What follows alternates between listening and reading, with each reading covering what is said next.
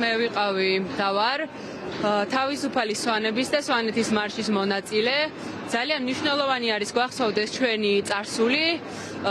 იქიდან გამომდინარე, რომ სწორედ თავისუფალი ხალდე და თავისუფალი ხალდეს ისტორია არის მაგალითი იმისა, რომ ძალიან მცირერიცხოვანი ხალხი დაუპირისპირდა რუსულ რეჟიმს და მან გაიმარჯვა, თუმცა ეს გამარჯვება მართალია დეკლარირებულად იმ შემთხვევაში რუსული არმია იქიდან გამომდინარე, რომ ის უფრო ძლიერი იყო და მრავალრიცხოვანი იყო, დამარცხდნენ სვანები, თუმცა მათი სახელები ქართული ისტორიის ფურცლებზე ძალიან დიდად და ოქროს ასოებით დაიწერა, იმიტომ რომ ეს 19 ადამიანი არის და იყო და იქნება თავისუფლების სიმბოლო.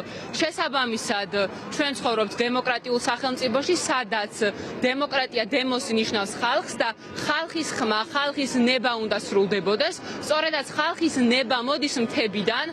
ჩვენ საქართველოს ძალიან ისეთი საინტერესო გეოპოლიტიკური მდებარეობა აქვს ამავდროულად და ძალიან მნიშვნელოვანია ისეთი ისტორიული კუთხე, როგორიც არის სვანეთი, რომელიც ინახავს ამ ისტორიას, სწორედაც სვანეთი ინახავს ხალხის ხმას და ეს პროცესი არის ამის თვალნათლივი მაგალითი.